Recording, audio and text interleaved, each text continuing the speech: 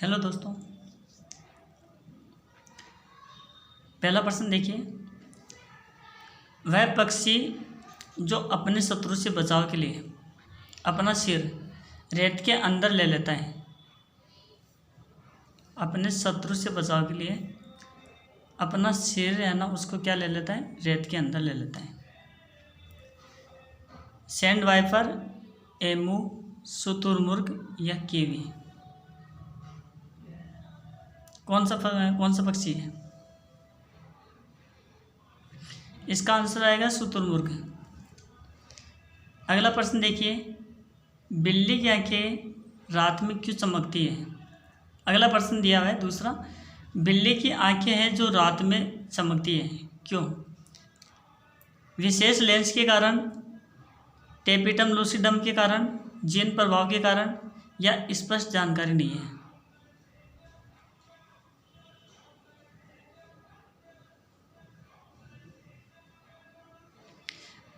दोस्तों ये इसका आंसर आएगा टेपिटम लूसिडम के कारण, क्योंकि जो बिल्ली की जो आंखें होती है उसमें एक केमिकल स्त्राव होता है, केमिकल का स्त्राव होता है, और जो रासायनिक प्रक्रिया के दौरान यानी ये चमकने लग जाता है ना। तो थोड़ा सा प्रकाश भी आता है ना इसके ऊपर, जब रासायनिक क्रिया के कारण इसमें ना एक टेपिटम लूसिडम नाम का जो स्त्राव होता है, जब इसके ऊपर हल्का सा प्रकाश भी गिरता है तो यह चमकने लगता है और हमें ऐसे दिखता है कि ये जो बिल्ली की आंखें है ये चमक रही है। इसके अलावा बिल्ली के अलावा चीता और जो शेर है ना, इस प्रकार के जो जानवर होते हैं इनकी आंखें चमकती हुई दिखाई देती हैं।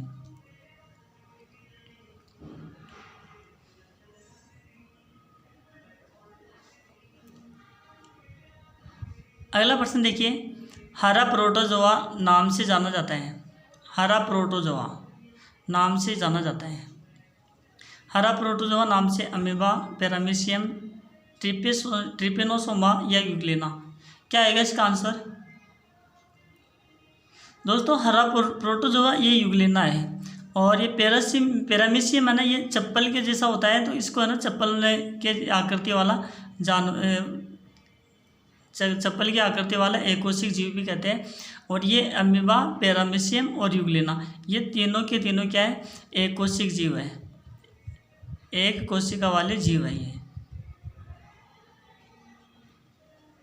इनमें एक ही कोशिका पाई जाती है, अमीबा में, पैरामीशियम में और यूग्लिना में।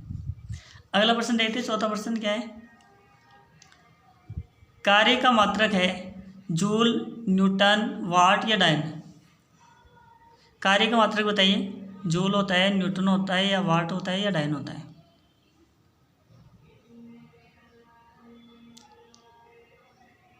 दोस्तों कार्य का मात्रक जूल होता है, और ये जूल है ना कौन सी पद्धति में होता है? एम कैस पद्धति में।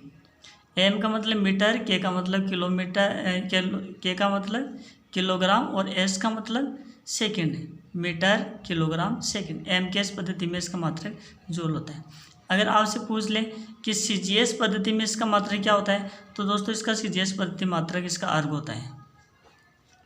न्यूटन है ना, ये बल का मात्रक है। किसका मात्रक है? बल का। कौन सी पद्धति में? ये एमकेएस पद्धति में बल का मात्रक होता है ना। और ये है ना क्या है? वाट। वाट शक्ति का मात्रक होता है, शक्ति को मापने का मात्रक होता है वाट। और डायन है ना, ये बल का ही मात्रक है, डायन से बल ही नापा जाता है, लेकिन ये सीजीएस पद्धति में होता है। मापन की दो पद्धतियाँ होती है। मापन की कितनी पद्धतियाँ होती है? मापन की दो पद्धतियाँ होती है। एक तो होती है एमकेएस है ना, मीटर, किलोग्राम, सेकंड, और दूसरी होती है सीजीएस, सीजी और एस। और एक तीसरी पद्धति और होती है जिसको एफपीएस कहा जाता है, foot pound second, foot pound second. तो ये टोटल मिलाकर के तीन पद्धतियाँ हैं, लेकिन ज़्यादातर व्यवहार में ना ये दो पद्धतियाँ काम में आती हैं।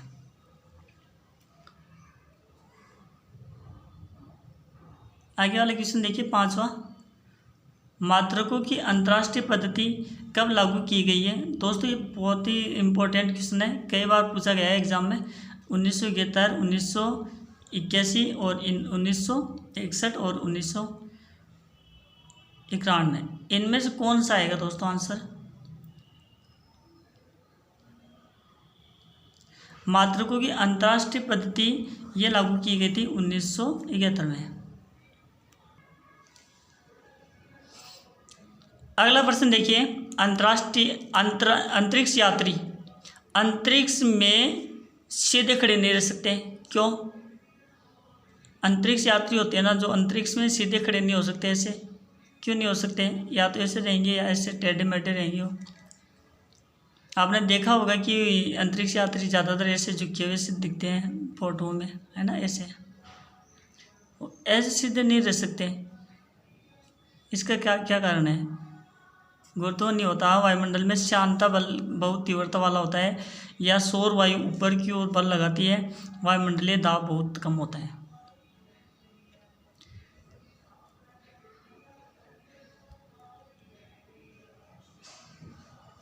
तो दोस्तों यहाँ पे देखो ऑप्शन है गुरुत्व नहीं होता, तो ये सही है। गुरुत्व तो वायुमंडल व अंतरिक्ष में नहीं होता। वायुमंडल में शांता बल बहुत तीव्रता वाला होता है। भाई शांता बल होता है दो द्रवों की परतों के बीच में होती है, तो वायुमंडल अंतरिक्ष में द्रव होने का मतलब ही नहीं। अंतरिक्ष में कहाँ द्रव होता है? ये तो द्रवों की परतों के बीच में लगने वाला बल होता है, जिसको विस्कोसिटी कहा जाता है ना। जैसे एक तो शहद होता है और एक पानी होता है। आप इनको देख के बता दो कि शहद और पानी में बहने का गुण किस में कम पाया जाता है? इसमें पाया जाता है ना। तो इनकी परतों के बीच में जो घर्षण बल वो ज़्यादा होता है, तो इसकी विस्कोसिटी ज़्यादा है शहद की, और पानी की विस्कोसिटी कम है ना, तो इसकी शांता कम है। तो वहाँ पर तो ये तरल पदार्थ तो होते ही नहीं है, तो शांता बल का मतलब ही नहीं है। सौर वायु ऊपर की ओर खींचती है दोस्तों, ये बिल्कुल नहीं खींचेगी सौर वायु ऊपर की ओर। वायुमंडलीय दाब बहुत कम होता है, वायुमंडल होता ही नहीं है, दाब कहाँ से आएगा? तो इसका पहला ऑप्शन सही होगा। तो अगला प्रश्न देखो, पृथ्वी का पलायन वेग कितना है? दोस्तों कई बार इसे सोच लेते हैं कि पृथ्वी पलायन कर जाती है। दोस्त पलायन नहीं करती बिल्कुल भी। ये पलायन वेग उस वस्तु का वेग होता है, अगर किसी वस्तु को हम, जैसे ये पृथ्वी है और ये पृथ्वी है और यहाँ तक इसका वायुमंडल है और यहाँ पृथ्वी के ऊपर कोई वस्तु है, इसको हम कितनी स्पीड से फेंके ऊपर की ओर, कितनी वेग से इसको ऊपर की ओर फेंके कि ये वायुमंडल को पार कर जाए और दोबारा कभी भी लौट कर वापस नहीं आए। फिर सुनना, इस वस्तु को हम किस वेग से फेंकें कि इसका जो वायुमंडल है इस वायुमंडल को पार करके ऊपर अंतरिक्ष में चले जाए और वापस फिर कभी भी लौट कर नहीं आए। वो होता है पलायन वेग पृथ्वी का, ठीक है। तो वो कितना है, आप इसमें से देख के बताना कितना है पृथ्वी का। तो दोस्तों मैं बता देता हूँ, इसका 11.2 होता है। यानी अगर किसी वस्तु को 11.2 किलोमीटर 1 सेकेंड में उसको फेंक दे तो वह कभी लौट कर नहीं आएगी आपके पास, है ना। बाकी की इस स्पीड से अगर कम रहेगी ना वस्तु वापस आ जाएगी। 11.2 किलोमीटर प्रति सेकेंड, यानी 1 सेकेंड में 11 किलोमीटर जानी चाहिए, तो अंतरिक्ष को वायुमंडल को पार कर जाएगी, फिर वापस कभी भी नहीं आएगी। इससे कम रहेगी ना तो वापस आ जाएगी।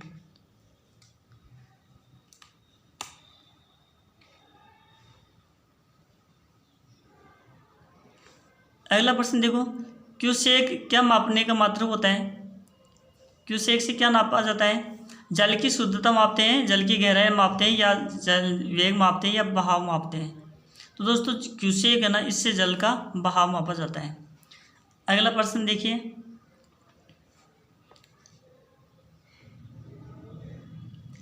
एक बैरल में कितने लीटर होते हैं? 159, 149, 109 या 169?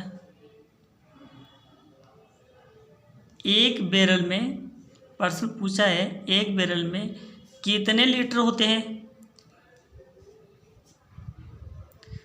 दोस्तों एक बैरल में होता है 159 लीटर। अब अगला प्रश्न देखिए, वनस्पति घी जिसको डाल्डा घी कहा जाता है, वनस्पति घी के निर्माण में कौन सी गैस काम में आती है? नाइट्रोजन, कार्बन डाइऑक्साइड, हाइड्रोजन या नियोन? वनस्पति घी बना के निर्माण में हाइड्रोजन गैस काम में लेते हैं।